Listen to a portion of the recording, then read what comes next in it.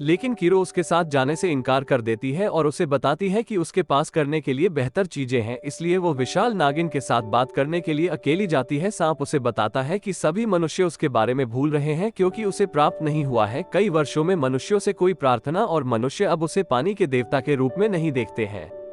उसके बाद वह नोटिस करता है कि कोदो परेशान है, इसलिए सांप उससे पूछता है कि क्या गलत है, और कोदो जवाब देता है कि वह परेशान थी क्योंकि उसका प्रेमी किरो नहीं था उसके साथ। वह माफी मांगती है और सांप से पूछती है कि वो क्यों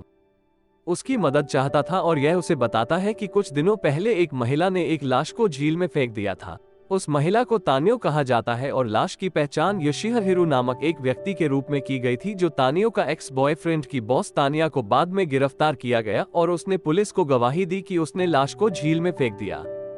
क्योंकि उसने सांप के बारे में सुना था जो इंसानों को खाना पसंद करता है, और उसने इसे प्रसाद के रूप में दिया। लेकिन वह वास्तव में झूठ था क्योंकि सांप ने उसे फेंकते हुए देखा था झील में, और जब उसने उसे अंदर फेंका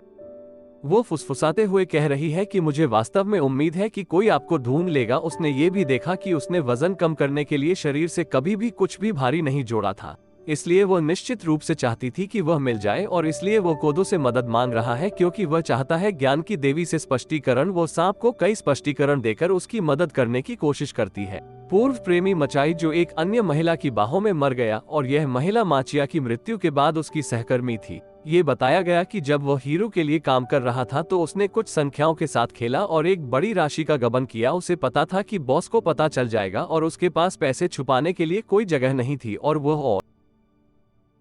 जब ऐसा हुआ तान्या अपने बच्चे को ले जा रही थी और उसने सोचा कि वह उसके बच्चे को ले जा रही है। जिस आदमी ने बाद में उसे धोखा दिया उसका गर्भपात हो गया, इसलिए उसने अजन्मे बच्चे को नदी में फेंक दिया। इसके बावजूद तनियो अपने जीवन के साथ चली गई और शहर से बाहर चली गई और अब उपनगरों में अकेली रहती है। साल बीतते हैं और यहाँ उसके घर का दौरा किया और उसे कबूल किया कि वह वास्तव में वह था जिसने पैसे का गबन किया था, और वो माचा और उसका सहकर्मी केवल दो लोग थे जो इसके बारे में जानते थे और इसे सार्वजनिक करने की धमकी देते थे, इसलिए उसने उन दोनों को मार डाला। उसके कबूलनामे को सुनने के बाद उसने बॉस से बदला लिया और फिर उसे छोड़ दिया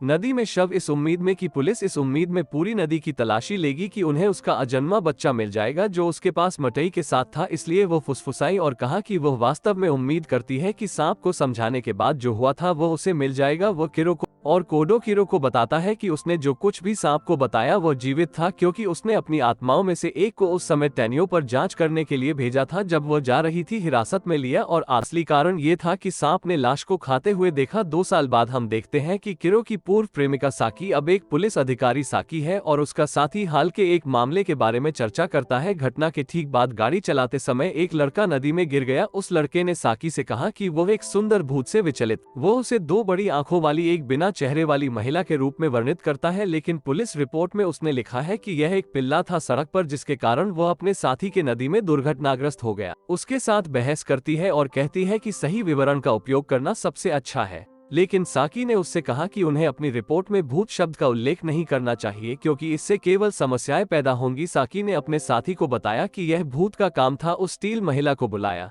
जिसका उसने जवाब दिया कि उसने स्टील महिला के कई समान मामलों को सुना है, लेकिन अभी भी खुद को यह विश्वास दिलाने में सक्षम नहीं है कि उसके साथी के जाने से पहले भूत वास्तव में वास्तविक है। वो उसे बताती है कि योकिडो में ये आत्माएं उनकी दुनिया में मौजूद है और वो उसका अपना पूर्व प्रेमी कियारा भी पसंद था। फिर वो जांच करना शुरू कर देती है कि घटना कहाँ हुई थी और वहाँ वो कोदो से मिलती है जो अपने कोदो के ऊपर गिरने के लिए स्टील से सामना कर रही थी महिला, और ये तब है जब साकी को स्टील महिला से काफी कुछ सुनने को मिला है और महिला से लड़ने की कोशिश करती है लेकिन उसका हाथ सीधे उसके शरीर से होकर जाता है। स्टील महिला ने फिर एक धातु की बीम फेंकी, कोदो उसकी मदद करता है और स्टील के साथ संपर्क बनाता है।